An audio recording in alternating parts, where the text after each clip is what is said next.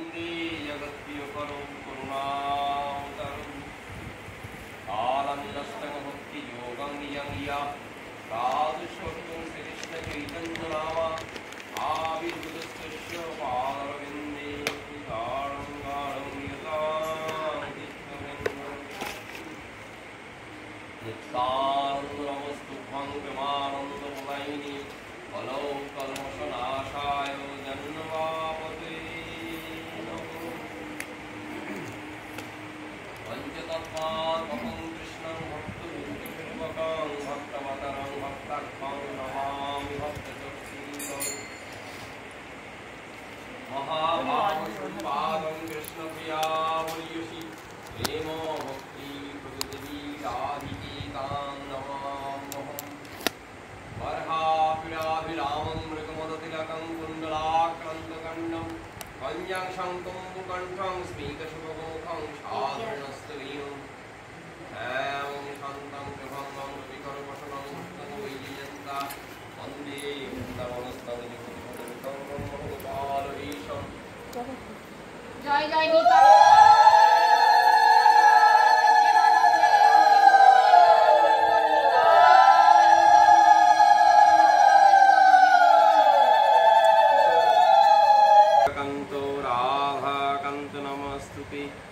वंशाकल्पतरुभ्यश्च कृपासिन्धुभ्यैव च पतितानां पावनेभ्यो वैष्णवेभ्यो नमो नमः।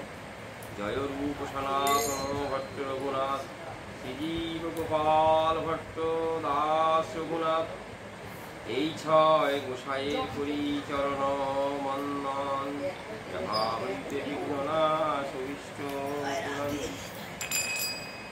नारायणं नमस्कृत्य नरं चैव नरोत्तमं देवीं सरस्वतीं व्यासं ततो जयमुदीरये।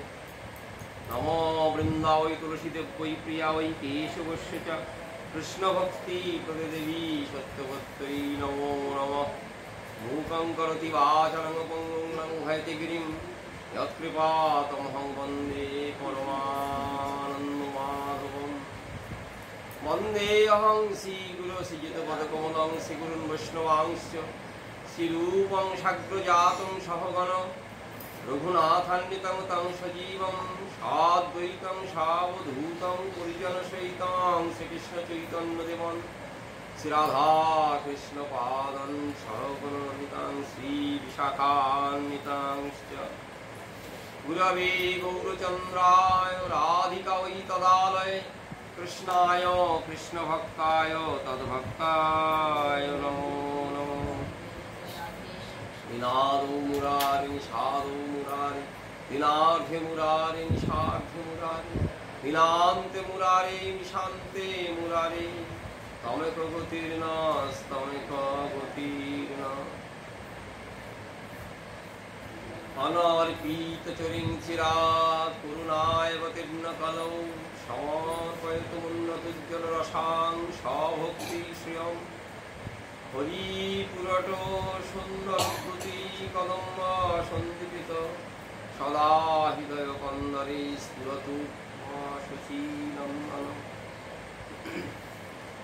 अद्वैत प्रकटीकृत नरहरिपृष्ठस्वरूपप्रिय नित्यानन्द सकसनातन गति श्रीरूपचैतन्य लक्ष्मी प्राणपति गदाधर सल्लास जगन्नाथ संग सपार्षद सदयतां देवसचिनन्दन संसार सिन्धु तरुणी हृदय यदि संकीर्तनामृतरसे रमते मनश्चे प्रेमाम्बुधौ विहरणे यदि चित्तवृत्तिश्चैतन्यचन्द्रचरणे शरणं प्रयातु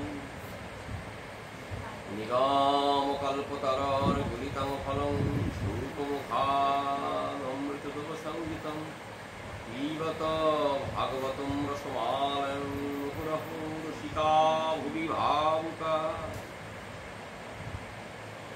हरे कृष्ण कृष्ण कृष्ण हरे हरे हरे राम राम राम हरे हरे।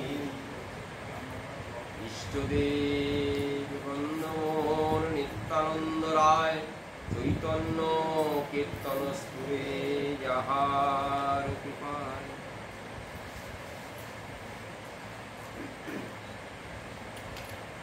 সমবেত ভক্তমণ্ডলীর শ্রীচরণে কোটি কোটি প্রণাম।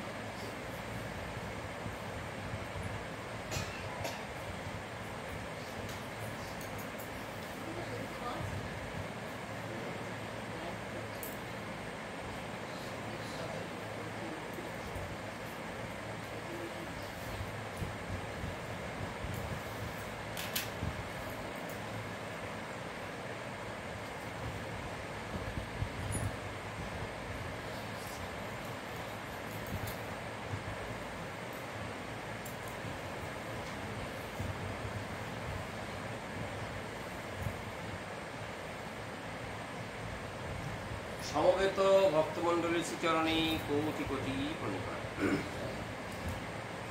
আমরা আস্বাদন করছি শ্রীমদ্ ভাগবতের দশম স্কন্ধে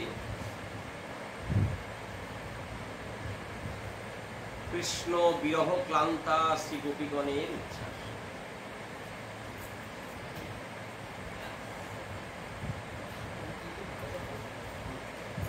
সততই গোপীগণ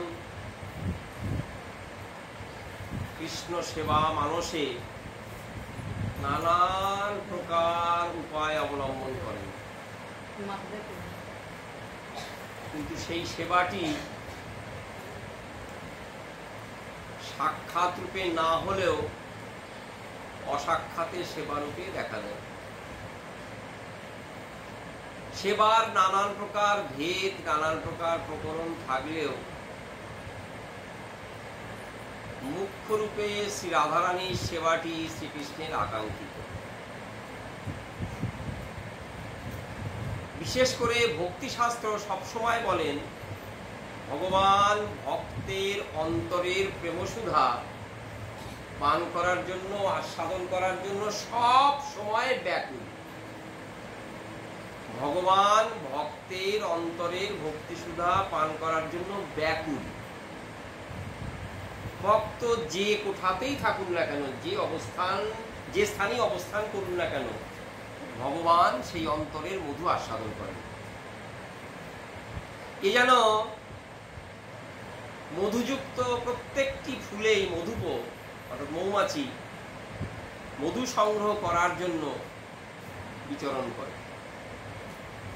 তা মধু পাওয়ার লোভে মধুকর মৌমাছি ছোট ফুল বড় ফুল সব ফেলে গেলেও মধু তো সমান নয়। মধু যখন সমান নয়, আস্বাদনটিও সমান নয়। প্রত্যেক ফুলে মধু থাকলেও সেই মধু মধুকর মৌমাছিকে আকর্ষণ করলেও সমান যেহেতু মধু নয়, আস্বাদনটিও সমান নয়। সবার অন্তরে মধু রয়েছে, যাদের সম্মান প্রদর্শন করা। সব ভক্তের অন্তরের ভক্তি ভগবান আস্বাদন করেন। বিধিমার্গের ভক্তি, যিনি শাস্ত্র শাসনে ভগবানের সেবা করেন, তার অন্তরের মধু আস্বাদন করেন। জন্ম মরণের ভয়, ইহকাল পরকালের ভয়, মহাজনের কথা বা তাদের নির্দেশে ভগবানকে যখন অর্চনা করা হয়, সেটাই তো বিধিমার্গ। বিধি মেনে, শাসন মেনে। বিধিমার্গের শাসনে অন্তরে প্রথমে ভক্তি না থাকলেও ধীরে ধীরে তো কিঞ্চিৎ ভক্তির প্রকাশ দেখা যায়। ভগবান সেটি আস্বাদন করেন। এতে একেবারে ভগবান নির্ভুল ভাবে সকলকে কৃপা করে। সবার অন্তরের মধু আস্বাদন করাই তার ইচ্ছা। প্রাপ্তিটি যেমন হোক সেটি আলাদা, কিন্তু সকলের অন্তরের মধু ভগবান আস্বাদন করে। এই আস্বাদন করতে করতে, অর্থাৎ ভক্তের অন্তরের মধু আস্বাদন করতে করতে একেবারে সুউচ্চ কোঠায় পৌঁছে যান। সুউচ্চ কোঠায় কে রয়েছে? শাস্ত্রকারগণ নানান প্রকার আলোচনা, যুক্তি, শাস্ত্রের কথা, ভগবানের কথা পুঙ্খানুপুঙ্খ সূক্ষ্মাতি সূক্ষ্মরূপে বিচার করে দেখিয়েছেন। ভক্ত শ্রেষ্ঠা শ্রী রাধারানীর অন্তরের মাধুর্য আস্বাদনে তার ব্যাকুলতা সবচেয়ে বেশি। তাই ব্রাহ্মণের বেদস্তুতি হইতে হরে মোর মন, এটি ব্রজগোপিনীগণের ক্ষেত্রে প্রযোজ্য, আর বেশি প্রযোজ্য সব গোপীগণের শিরোমণি হয়ে যিনি রয়েছেন শ্রী শ্রী বিষমানন্দিনী রাধারানী। রাধারানী তিনি বলছেন, আমার জীবনে মরণে হে জীবন বল্লভ কৃষ্ণ, তোমার সেবা ছাড়া আমি কিছুই জানি না। পদকর্তা একটা পদে শুনিয়েছেন, রাধারানী মরণকে বরণ করতে চান, মরিব মরিব সখী। বলছেন মরণকে কেন বরণ করতে চান না, কৃষ্ণ বিরহ তার আর সহ্য হয় না। কৃষ্ণ বিরহ কি প্রকার, জগতের যত দুঃখ আছে সব দুঃখকে একত্রিত করলেও বিদ্রুত অল্প একটুও কৃষ্ণ বিরহের সমান হবে না। যথার্থ যদি কৃষ্ণ বিরহ অন্তরে আসে, সেটি সাধককে বা ভক্তকে কিভাবে যে কষ্ট দেয় ব্যাখ্যা করা যায় না। অন্যদিকে কৃষ্ণ মাধুর্য আস্বাদন, তার আনন্দ, সেটিও ব্যাখ্যা করা যায়। জগতের সব আনন্দ এক জায়গায় করলেও তার কিঞ্চিত প্রকাশ হয় এই ভাব। তাহলে এই যখন অবস্থা, রাধারানী বলছেন আমি কৃষ্ণ বিরহ সহ্য করতে পারছি না, যার সঙ্গে আমার নানান প্রকার লীলা অনুষ্ঠিত সে আজ আমার সম্মুখে নাই, তার অনুপস্থিতি আমার অন্তরে যেন সর্প দংশনের ন্যায় দংশন করছে। এই কষ্ট আমি সহ্য করতে পারছি না। বলছেন এই যে কষ্ট সহ্য করতে পারছেন না, তখন যার তাঁর যে মৃত্যু ইচ্ছা, মরে যাব, সেই মৃত্যু ইচ্ছাও ব্যর্থ হয়ে যায় কৃষ্ণ সেবার আকাঙ্ক্ষার কাছে। অর্থাৎ নিজের দুঃখ, নিজের কষ্ট সব ছোট হয়ে যায় কৃষ্ণ সেবা লালসা। অন্তরে লালসা রয়েছে, লালসাটা কি, সেবা লালসা। এই জন্যই কিন্তু সব শাস্ত্র রাধারানীর মাহাত্ম্য কীর্তনে মুখর। মুখর মানে থামছেন না, যত প্রকার ভাব আছে সব নিবেদন করছেন রাধারানীর এই কৃষ্ণ ভালোবাসার চরণে। শ্রীমদ্ ভাগবতে আমরা বারংবার দেখি বৃহস্পতির শিষ্য, তার পরিচয়টি কেন প্রথমে তুলে ধরলেন শাস্ত্রকর্তা সুখদেব? না, পরিচয় তুলে ধরে দেখাবেন, দেখো উদ্ধব জগত সেরা, কৃষ্ণ ভক্তের মধ্যগণে সেরা, সেও আজ গোপীগণের প্রেম মাধুর্য আস্বাদন করে মহাভাবতী শ্রী রাধারানীকে দর্শন করে তার কৃপা লাভ করে বুঝতে পেরেছেন সত্য সত্যই এই গোপীগণের প্রেম কত উচ্চ। তিনি পূর্ণরূপে আস্বাদন করেছিলেন, পূর্ণরূপ বুঝবেন না, তা পূর্ণরূপ বুঝতে পারেননি। তার কথাতেই পরিষ্কার যে পূর্ণরূপে তিনি আস্বাদন করতে পারেন না। পিপাসা প্রচুর, আস্বাদন করার ক্ষমতাও প্রচুর, থাকলেও সবটুকু আস্বাদন করতে পারে। সেই উদ্ধবজি যখন বলছেন আমার মনে একটি গূঢ় অভিলাষ রয়েছে, হে ব্রজগোপীগণ, তোমাদের এই প্রেমের কথা কীর্তন করা আমার সামর্থ্য নেই। ভগবান স্বয়ং আমাকে প্রেরণ করেছেন, পাঠিয়েছেন তার খবর দেওয়ার জন্য, আর তোমাদের খবর তার কাছে নিয়ে যাওয়ার জন্য। জানি না তোমরা কে কতটুকু খবর পেয়ে তোমাদের দুঃখ লাঘব করলে, কিন্তু আমি কৃতকৃতার্থ হলাম। আমি সংবাদ বাহক, সংবাদ প্রেরক হয়ে আমার কিন্তু জীবনের এক মহেন্দ্র ফণে উদয় হয়েছে। কোনো কালেও আমি ভাবিনি, বিচার করিনি, ইচ্ছাও করিনি যে বৃন্দাবনে গোপীগণের প্রেম মাধুর্য আস্বাদন করব। তাদের ভালোবাসার প্রকাশটি কি, স্বরূপটি কি, এটা আমার মনে কখনো আসেনি, বিচার করার ইচ্ছা কখনো মনে আসেনি। কিন্তু আজ আমি বুঝতে পারছি ভগবান কৃপা করে আমায় পাঠিয়েছিলেন।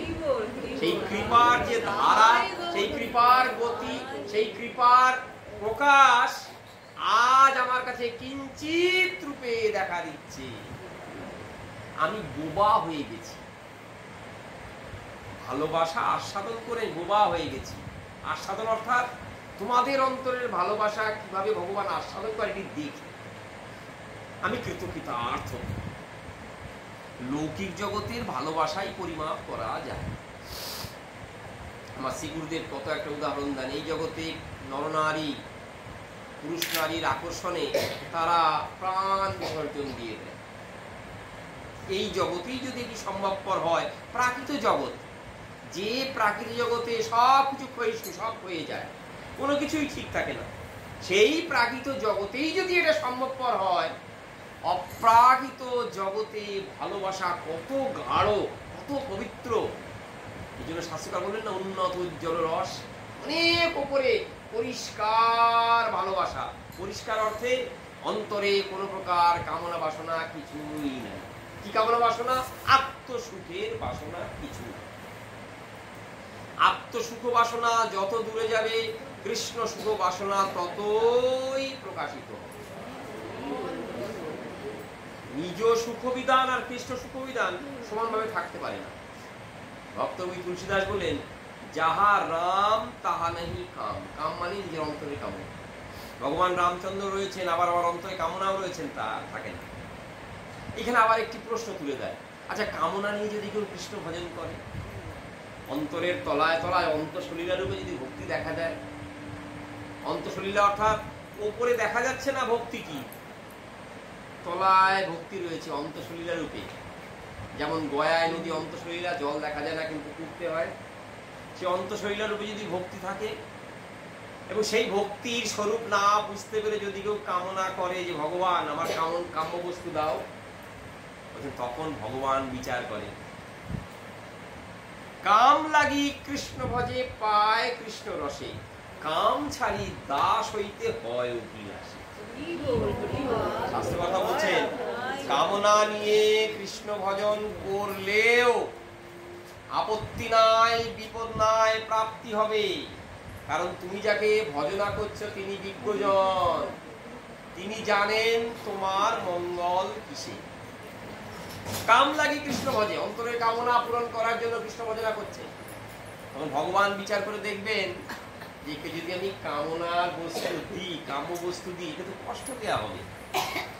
যে ঘরটা জ্বলছে সেইখানে যদি আপনি এক হাঁড়ি গোব্য ঘি, গাওয়া ঘি নিয়ে যান, যে ঢেলে দিই ঘরটার আগুন নিভে যাবে, কখনো নিভবে কখনো নিভবে না, ওই আগুন আরো দাউ দাউ করে জ্বলে উঠবে। ভগবান জানেন ওই গাওয়া ঘি নয়, এমন জিনিস দেবো যে আগুনকে নিভিয়ে দেবে, কামনাকে নিভিয়ে দেবে। কৃষ্ণ ভজনের পরে কাম ছাড়ি দাস হইতে হয় অভিলাষী। অভিলাষ শব্দের অর্থ তুমিও জানো না, তোমার অন্তরের বাসনা কোন দিকে গতি পাল্টে যাবে তুমি সেটি জানো না। ভগবত কৃপায় কাম ছাড়ি দাস হইতে হয় অভিলাষী। ভগবান তোমার অন্তরে কামনাকে রূপান্তরিত করুন, এটি ভগবত কৃপা। উদ্ধবজির অন্তরেও সেই রূপান্তরিত ভাব দেখি। তিনি এসেছিলেন কি সাধারণ ভাব নিয়ে। ভগবান বলেছেন, বাবা নন্দ মা যশোদার অন্তরে দুঃখ আছে, আমায় দেখতে পাচ্ছেন না বলে আমার বিরহে তারা দুঃখের সাগরে নিমজ্জিত, আর গোপীগণ তারাও আমার বিরহে দুঃখ পাচ্ছেন। উদ্ধব তুমি সংবাদটি নিয়ে যাও, গিয়ে বলো তোমাদের সন্তান ভালো আছে, তোমাদের বলে নাই, তোমাদের কথা বলে নাই, এই বৃন্দাবনের কথা বলে নাই। আর একটি কথা বলো, সুযোগ পেলেই কার্য সমাধা হলেই সে আবার বৃন্দাবনে ফিরে আসে।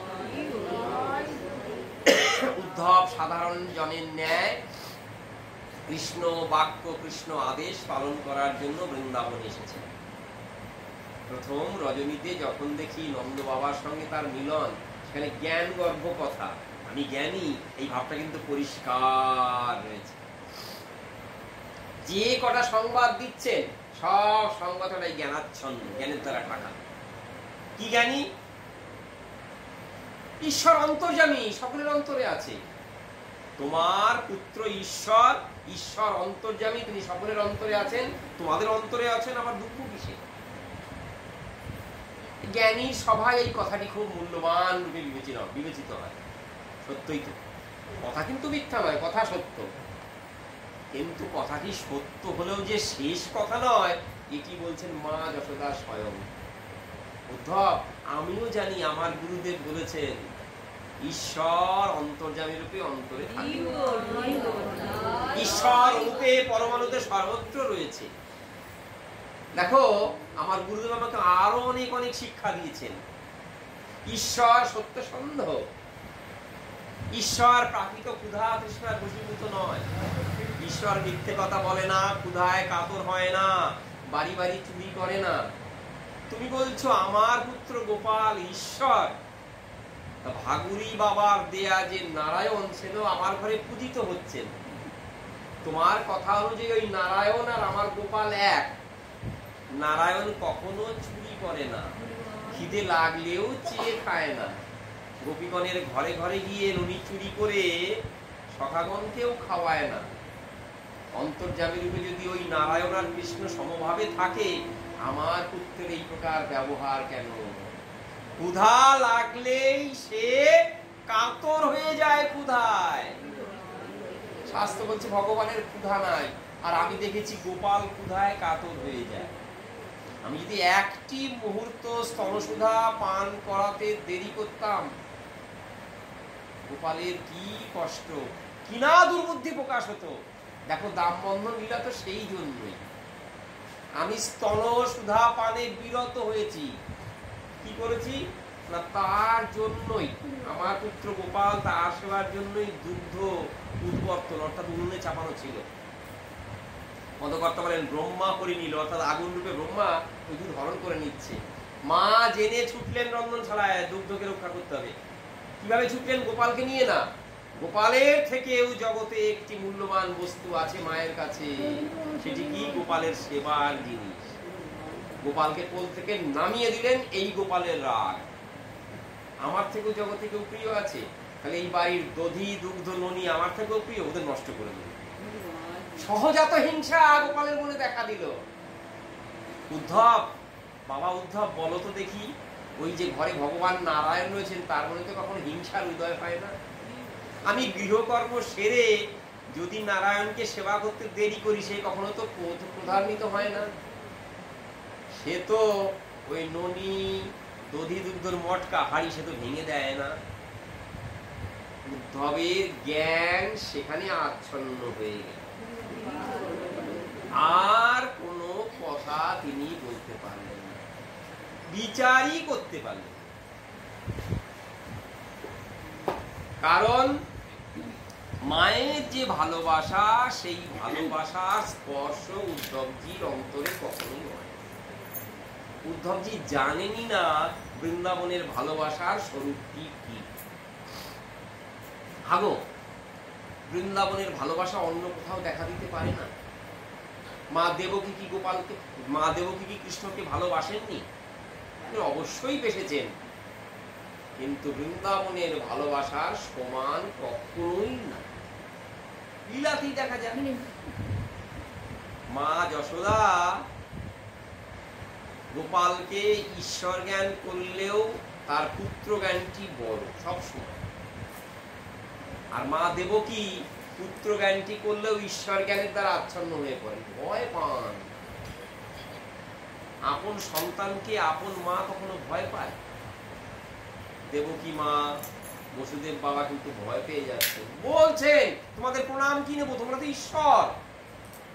করজোরে পুত্রের সামনে দাঁড়িয়ে পড়ছে। ছেলে যদি বড় চাকরি করে, চাকরির খবর নিয়ে যদি বাবা মায়ের কাছে আসে, বাবা মা কি হাত জোর করে দাঁড়ায়, বাবারে তুই কত বড় চাকরি পেয়েছিস, তোকে ভয় করতে হবে? বাবা মায়ের স্নেহ যদি ওই চাকরিতে শুকিয়ে দেয়, তাহলে সেই স্নেহের, সেই ভালোবাসার দাম কোথায়? চাকরিটাই তো বড় হয়ে গেল, সেখানে আমার ছেলে, আমার সন্তান, আমার স্নেহ, আমার ভালোবাসা, ও তো চাকরির দাপটে শুকিয়ে গেল। যদি কেউ বলে ওই ভালোবাসা ভালোবাসা না, তাকে কিন্তু অন্যায় মানা যাবে না। সত্য সত্যই তো ভালোবাসা ভালোবাসা নয়। যে ভালোবাসা মাথা তুলে দাঁড়াতে পারে না, যে ভালোবাসা শাশুড়ের কাছে ছোট হয়ে যায়, সেটি এবার ভালোবাসা নেই। এদিকে দেখি পিতা নন্দ, মা যশোদা, তারা সবসময় আমার পুত্র আমার পুত্র আমার পুত্র, সবসময় আমার পুত্র আমার পুত্র আমার পুত্র বলছেন।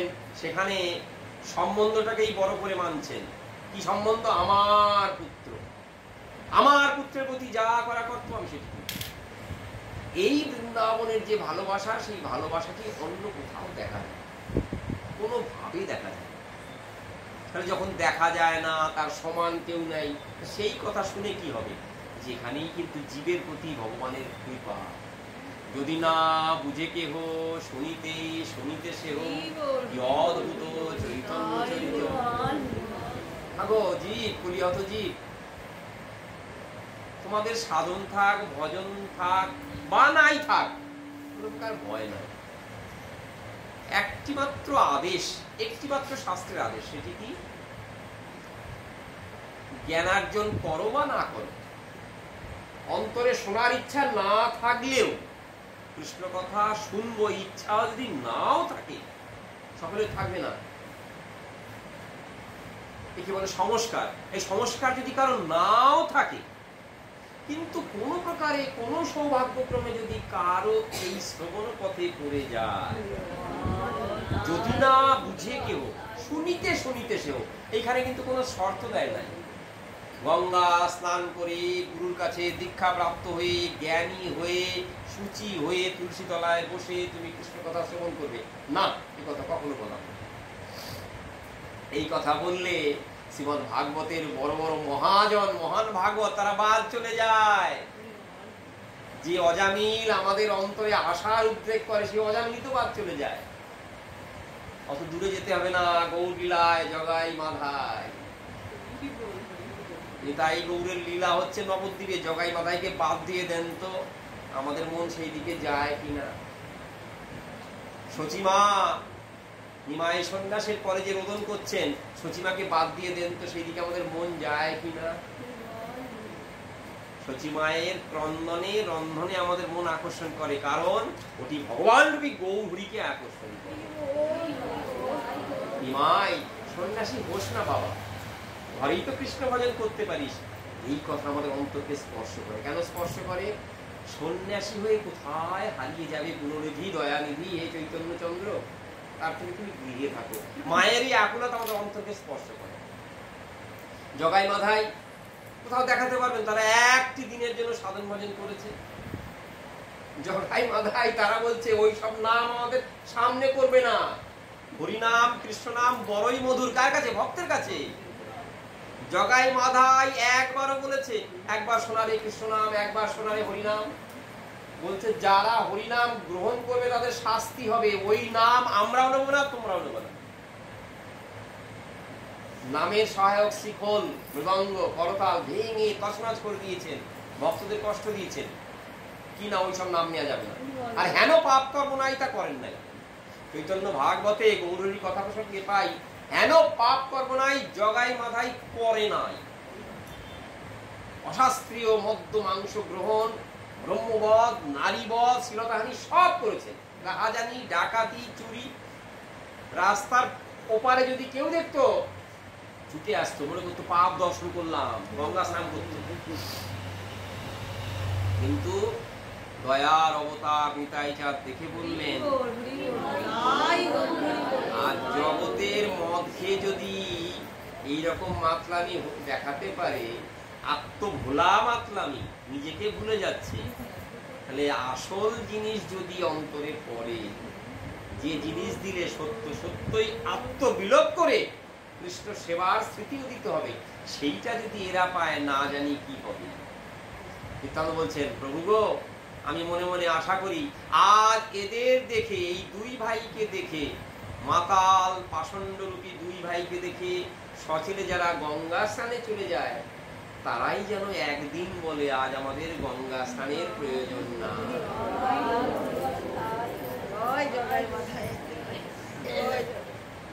গঙ্গার পরশ হইলে পশ্চাতে পাবন। মা গঙ্গার কাছে যেতে হবে, প্রণাম করতে হবে, মায়ের কাছে প্রার্থনা ভিক্ষা করতে হবে, মা গো কৃপাময়ী কলুষ নাশিনী মা, তোমার জল সব গ্লানি দূর করে, পাপ দূর করে। মা গো আমি তোমাকে স্পর্শ করছি, আমার অন্তরে সব পাপ দূর করো। মা তুমি আমার মস্তকে থাকো, তারপরে পাপ দূর হবে।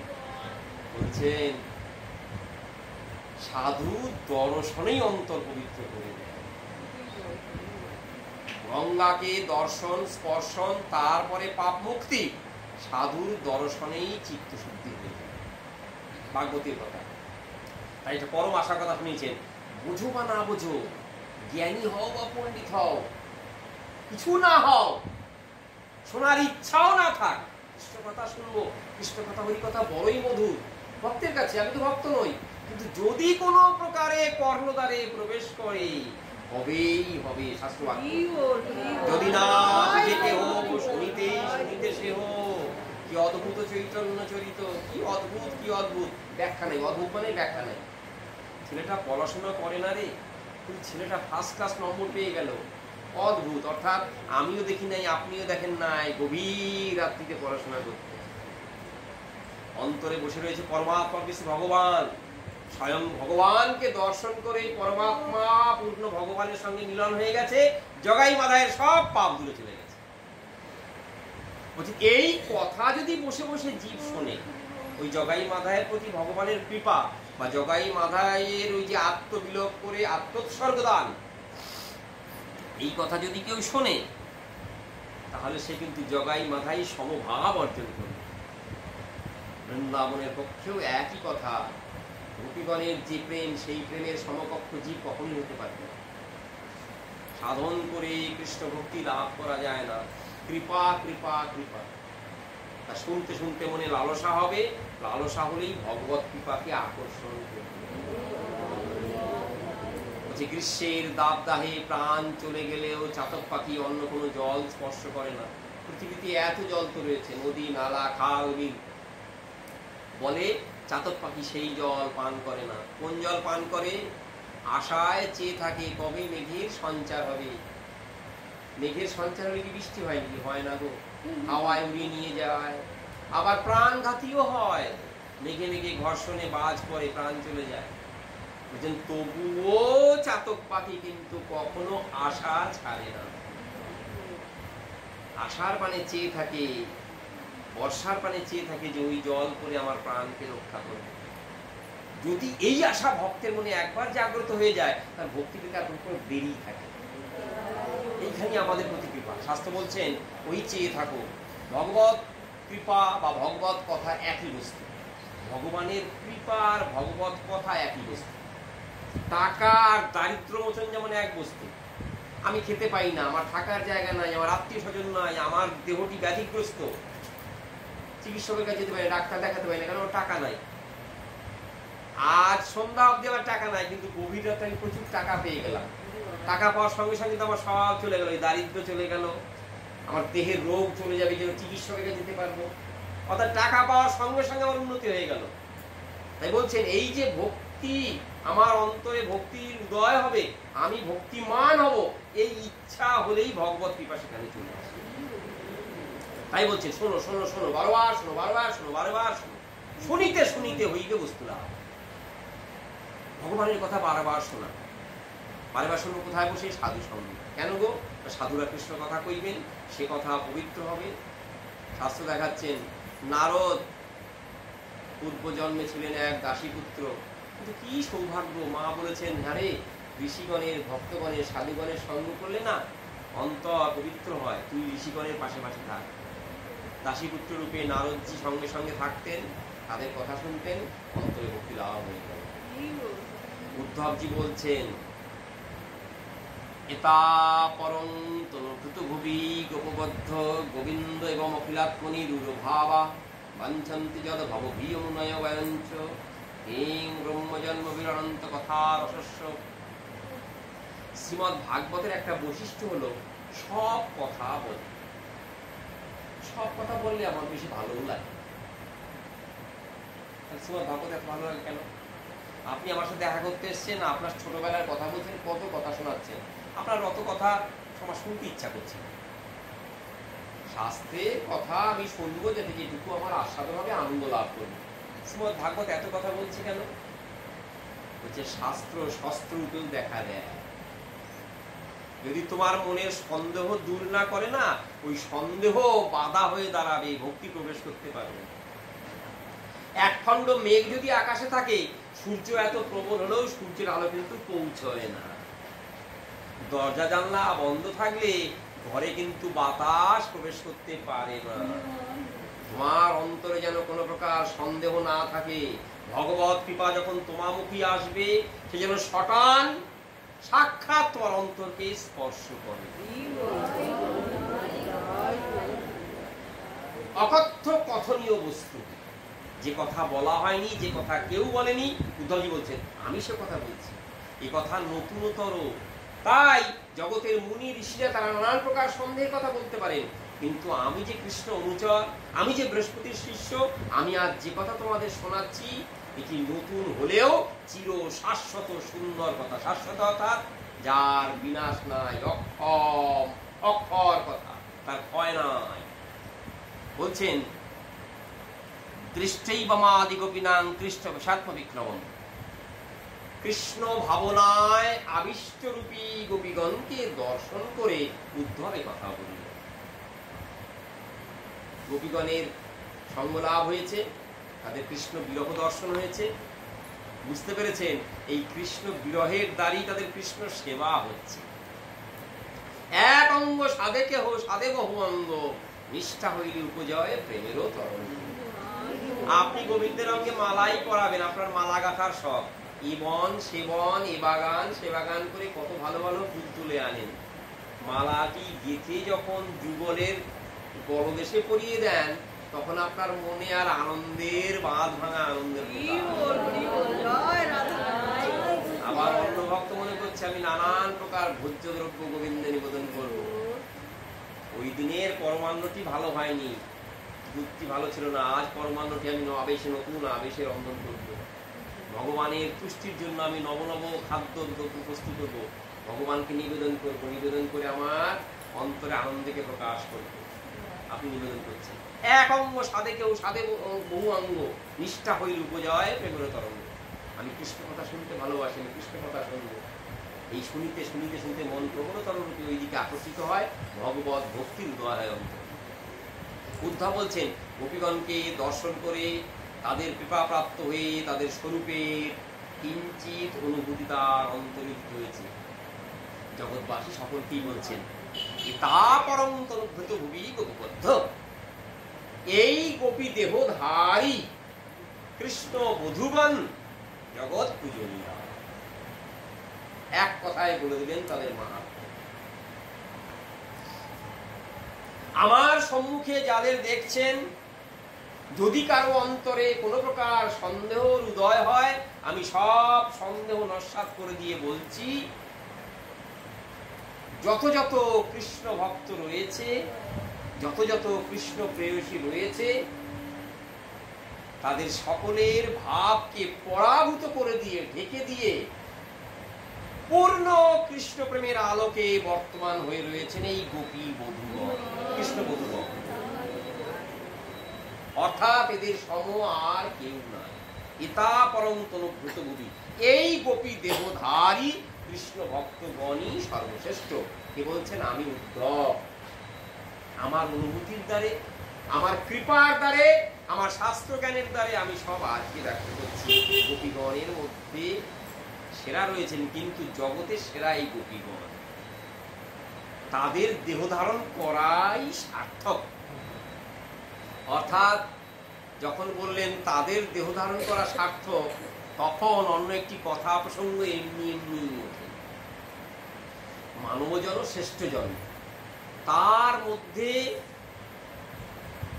রূপে গুণে দর্শনে অনেকেই অনেক কিছু পেতে চায়, ধন সম্পত্তি রূপ লাবণ্য সবাই পেতে চায়। সব পেয়েও যদি অন্তরে কৃষ্ণ ভক্তি উদয় না হয় না, তাহলে সে সব বৃথা। শ্রী ভগবানের প্রতি যদি অন্তরে ভালোবাসার উদয় না হয়, সর্বশ্রেষ্ঠ জন্ম মানব জন্ম পেয়েও সেটি বৃথা। দেবতারাও যে মানব জন্ম কামনা করে, সেই মানব জন্ম সর্বশ্রেষ্ঠ জন্ম শাস্ত্র বললেন, পেয়েও রূপে গুণে সম্পদে পরিপূর্ণ হয়েও যদি অন্তর কৃষ্ণ ভক্তি শূন্য হয়, সেটি বৃথা বৃথা। তাই জীব তোমাকে সর্বতভাবে চেষ্টা করতে হবে অন্তরে যেন কৃষ্ণ ভক্তি উদয়। অর্থাৎ সব তর্কের অবসান করো। এখন বলি না আমার দেব সেবা, আমার আচার্য সেবা, আমার কৃষ্ণ সেবা আলাদা আলাদা, সবটাই সমান ফল দেয় না, সে কথা কিন্তু হচ্ছে না, নস্যাৎ করে দিচ্ছেন। তুমি যেখানে যে বর্ণে, যে মতে, যে মার্গে থাকো না কেন, ভগবান শ্রীহরির সেবা তোমাকে করতেই হবে, নাহলে তোমার অন্তরে পূর্ণতা আসবে না। সেই বিধিমার্গেই হও, শাস্ত্র শাসনেই হও, অথবা অন্তরের ভালোবাসার টানেই হও। গোপীগণ অন্তরের ভালোবাসার টানে সব বিসর্জন দিয়েছেন ওই নন্দনন্দনের শ্রীচরণ। তারপরে তাদের কি হচ্ছে গোবিন্দ এবং অখিলাত্মনির ভাবা। সর্বব্রহ্মাণ্ডের অধিপতি শ্রী গোবিন্দ, সর্ব অন্তরের অন্তর্যামী শ্রী গোবিন্দ, তার প্রতি যে ভালোবাসার প্রকাশ, সেই ভালোবাসার প্রকাশ দেখছি গোপীগণের পুরো ভাব তারা প্রাপ্ত হয়েছে। এটি রসশাস্ত্রের একটি পরিভাষা। বৃন্দাবনে সব ব্রজগোপীগণ মহাভাবযুক্ত। আমরা রাধারানীর জয় দিই, মহাভাব পাওয়ার কামনা করি। কৃষ্ণ ভাবনা পথে সাধন করতে করতে মহাভাব পাওয়া যায় শ্রী রাধারানীর কৃপায়। বৃন্দাবনে সব গোপীগণই মহাভাব যুক্ত। তার স্বরূপটি কি? ওই যে স্বরূপটি ব্যক্ত করা যায় না, কিন্তু আভাসে ইঙ্গিতে তার কিছু পরিচয় দেওয়া যায়। মহাভাবতী গোপীগণ কৃষ্ণ সেবা ছাড়া, তাদের অন্তরে কৃষ্ণ সেবা ছাড়া অন্য কোনো বাসনার উদয়ই হয় না। তাহলে যে তাদের বিরহ দেখি, তাদের মান দেখি, তাদের আশা আকাঙ্ক্ষা, সব কৃষ্ণ সেবারূপ সাগরের ঢেউ। সাগরের ঢেউ দেখছেন, একটা ছোট ঢেউ, একটা বড় ঢেউ। ঢেউগুলো কোথাকার? ওই সাগরেরই ঢেউ। তদ্রূপ গোপীগণের অন্তরে যে যে ভাবের উদয় হচ্ছে, সব কৃষ্ণ সেবার লাগে। ভগবানকে ভৎসনা করছেন, যাহি মাধব যাহি কেশব, তুমি চলে যাও, তুমি মিথ্যাবাদী, তুমি লম্পট। ভগবান এটি শুনতে চাইছে। গোপীগণের এই কথা বেদস্তুতি হইতে হরে মোর মন, আমি আরো বেশি আনন্দ পাই, কারণ গোপীগণ মহাভাবগত। তাই বলছেন মহাভাবের পূর্ণ প্রকাশ, গোবিন্দের প্রতি পূর্ণ ভালোবাসার প্রকাশ এই গোপী বধূগণ।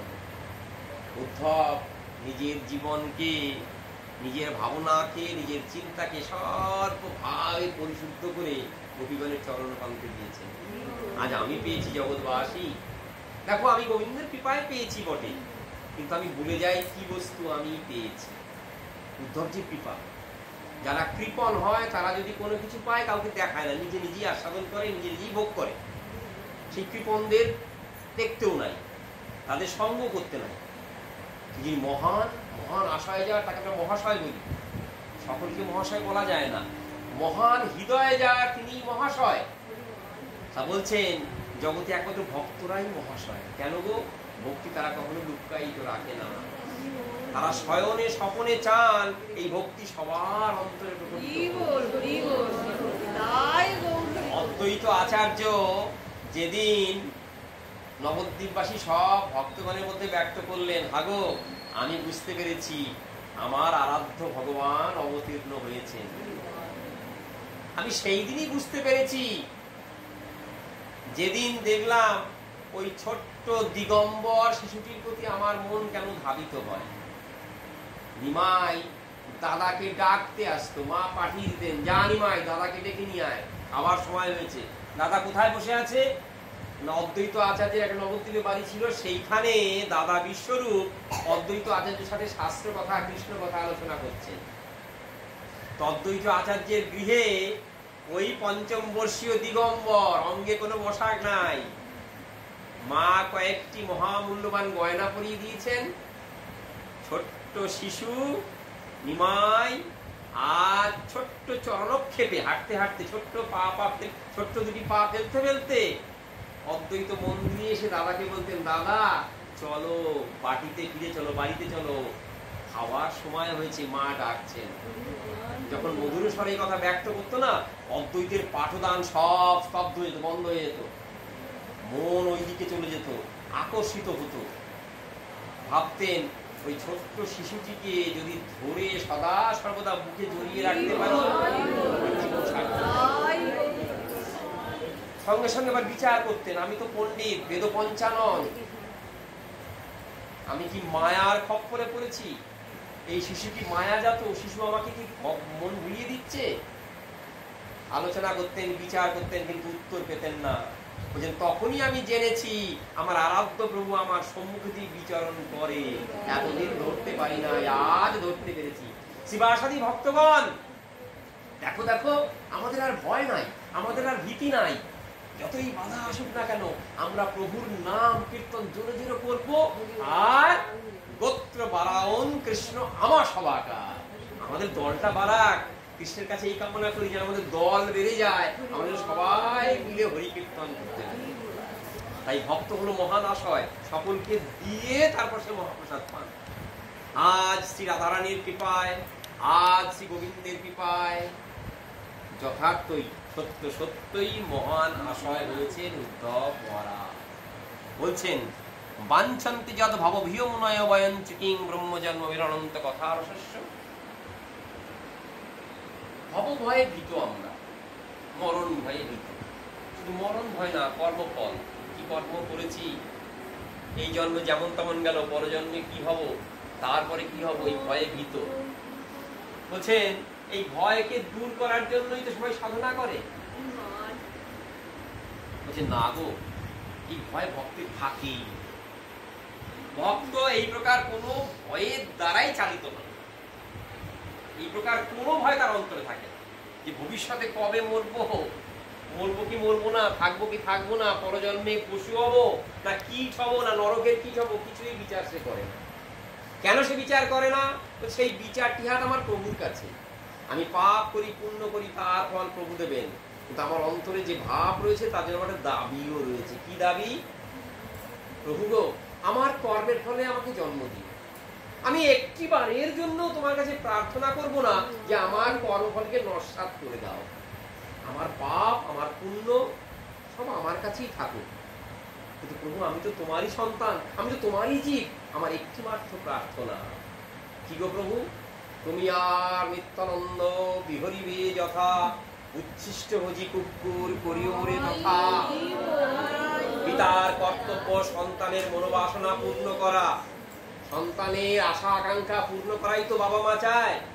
সন্তান যা চায় শত কষ্টে হলেও বাবা মা সেটি পূরণ করার চেষ্টা করে। প্রভু আমি তোমার সন্তান, তুমি গীতা বাক্যে উচ্চ কণ্ঠে বলেছো জগতের সবাই আমার সন্তান, আমি সেই অধিকার বলে তোমার কাছে প্রার্থনা করছি, আমার কর্মফল তোমাকে নস্যাৎ করতে হবে না প্রভু, আমি যাই হই তাই হই সেটি আমার গ্রাহ্য থাকবে, শুধু একটি আবদার তোমার চরণ প্রান্তে, আমাকে যেন পাণ্ডব বর্জিত স্থানে জন্ম দিও না, ধন জন ফুলে থেকে আমাকে যেন কৃষ্ণ স্মৃতি বিরহিত করো না। প্রভু তুমি আর নিত্যানন্দ বিহরিবে যথা, যেখানে আনন্দে কীর্তন করবে, আবার কর্মফল যদি সেটা একটা কুকুরও বানায় আমি তাই গ্রহণ করবো, যেন ভক্তের উচ্ছিষ্ট পেয়ে জীবনকে ধন্যাৎ ধন্য করবে। এই হলো ভক্তের প্রার্থনা। তাই যারা ভব ভয়ে ভীত তারা যে যে পথে যাক, উদ্ধব মহারাজ বলছেন ভব ভয়ে ভীত হয়ে জন্ম মরণের চক্র থেকে ঊর্ধ্বে গোপীগণের ভালোবাসাকে অন্তরে ধারণ করে নির্ভীক হয় ভক্ত। কোথায় তার ভয়? মৃত্যু ভয়। কোথায় তার ভোগ বাসনা? সব দূরে চলে যায়। সে অন্য কোনো কামনা বাসনা দ্বারা পরিচালিতই হয় না, তার অন্তরে কামনা বাসনা ঠাঁই পায় না। কোনো বাসনা থাকে না গো, যে একটি বাসনা থাকে, আমি যেন শুদ্ধ রূপে কৃষ্ণ সেবা করতে কিং ব্রহ্মজন্ম অনন্ত কথা রহস্য। সেখানে তার জন্মের কোনো প্রকার বিচার, সে ব্রহ্ম সৃষ্টিকর্তা ব্রহ্মাও হতে চায় না, উচ্চ কুলে যত ব্রাহ্মণ বংশেও জন্মগ্রহণ করতে চায় না।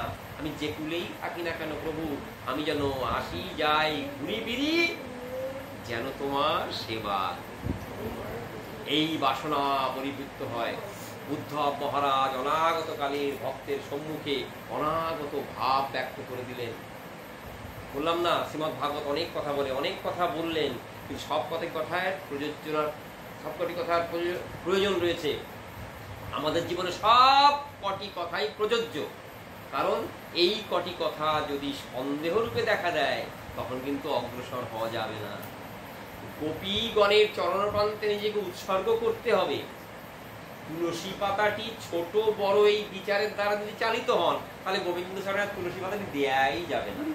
তাই শাস্ত্র বললেন তুলসী পাতায় বিচার নাই, ছোট হোক বড় হোক, গলিত হোক শুকনো হোক, ওটিকে পরিষ্কার করে চন্দনাসিক্ত করে নিজের ভালোবাসার দ্বারা যখন গোবিন্দের চরণ প্রান্তে দাও, ও হয়ে গেল মহামূল্যবান। তাই এই জীব তোমার একটি মাত্র কর্তব্য নিজের জীবনকে গোপীগণের চরণ প্রান্তে উৎসর্গ করা। একে বলে আত্মবিলোপের সাধনা। কোন আত্মবিলোপ? জ্ঞানীর আত্মবিলোপ। জ্ঞানী সাধনা করে চিদানন্দ ব্রহ্ম জ্ঞান আস্বাদন করার চেষ্টা করে, সেটি বলে না না না। আত্মবিলোপ অর্থাৎ কি আমি কেন মরে যারে তাপত্রয়, ইহা নাহি জানি মুই কেমনে হিত হয়, এই জ্ঞান লাভ করে পরমঙ্গলের পথে যাত্রা। আমি স্ত্রী নই, আমি পুরুষ নই, আমি ব্রাহ্মণ নই, আমি ক্ষত্রিয় নই, আমি ইতর পশু নই, আমি দেবতাও নই। তাহলে তোমার সত্তাটি কি? তোমার পরিচয় কি? না, ওই বৃষভানু নন্দিনী তার যে প্রাণকান্ত, তার অংশের অংশ, আমার একান্ত কর্তব্য তার সেবা করা। এই বাসনার দ্বারা যেন আমি চালিত হতে পারি, এই বাসনা যেন আমাকে সদা সর্বদা জাগ্রত রাখে, আমি যেন অন্য দিকে না চলে যাই। আমার মন প্রাণ, গৌরী বললেন ন ধনং ন জনং ন কবিতাং বা কাময়ে, আমি কোনো কিছুই কামনা করি না। কি শুদ্ধ ভাষা, কি শুদ্ধ চিন্তা ভাবনা। ধন নয়, জন নয়, অন্য কোনো বাঞ্ছা নয়, না সুন্দরী স্ত্রী, না কবি যশ, আমি কবিতা লিখতে পারি যশ, কোনো খ্যাতি না। কিন্তু হে প্রভু, মম জন্মনি জন্মনীশ্বর ভবতাদ ভক্তি অহৈত কি তুই। হে আমার প্রভু, হে আমার প্রাণধন, হে আমার প্রাণবল্লভ, তোমার চরণ প্রান্তে যেন আমার মন প্রাণ সব নিবেশিত হয়, সব এই একান্ত কামনা। উদ্ধবজি সেই কোন কালে দেখিয়ে দিয়ে গেছেন গোপীগণকে সম্মুখে রেখে। গোপীগণের মাহাত্ম কীর্তন করতে করতে নিজের অন্তরে বাসনা হবে একটিবার প্রণাম জানাই। আমি অক্ষম, কিন্তু অসাধ্য সাধন হবে আমার প্রণামের দ্বারা আমার জীবন ধন্যাতি ধন্য হয়ে যাবে। হে গোপীগণ, তোমাদের চরণ সেবা করার অধিকার তো আমার নাই। ওই চরণ কে সেবা করে? ওই চরণ সেবা করেন ব্রজরাজ নন্দনন্দন। নন্দনন্দন তোমাদের চরণ সেবা করেন, আমার তো অধিকার নাই। কিন্তু মনে বড় ইচ্ছা, মনে বড় অভিলাষ, একটি বারের জন্য যদি ওই রাতুল চরণে প্রণাম জানাতে পারত, সে কথা ব্যক্ত করবে, জগতের সকলের হয়ে গোপীগণের চরণ প্রান্তে প্রণাম জানাবেন। আজ সে কথা বলে ভক্তবৃন্দের চরণ প্রান্তে কোটি কোটি প্রণাম জানিয়ে এই ক্ষুদ্র ভাগবতী কথা এখানেই বিশ্রাম দিই। নিতাই গৌর সীতানাথ প্রেমানন্দে হরি।